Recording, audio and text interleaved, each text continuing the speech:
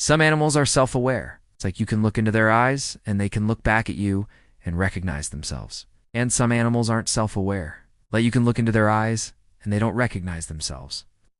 In 2006, researchers developed what is called the explain mirror test to figure out if an animal recognizes itself in the mirror. Basically, if an animal passes the mirror test, it gets a little mark or a dot of some kind put on its body. It looks at itself in the mirror and then tries to touch that mark.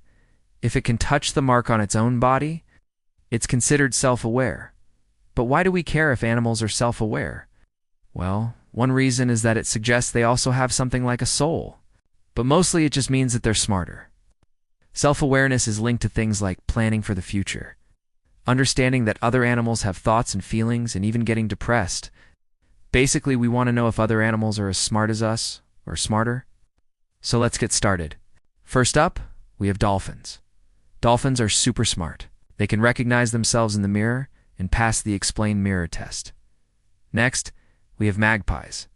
Magpies are also super smart. They can recognize themselves in the mirror and pass the explain mirror test. Now let's look at elephants. Elephants are mega smart. They can recognize themselves in the mirror, but they fail the explain mirror test. They just don't get the whole mark on my body thing. Finally, we have apes.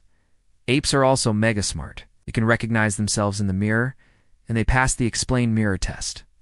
So what does this all mean? Well, basically that apes and dolphins are like us. They have complex thoughts and feelings, and maybe even a soul. And honestly, it makes sense that they be self-aware, because they have big brains and live in complex social groups.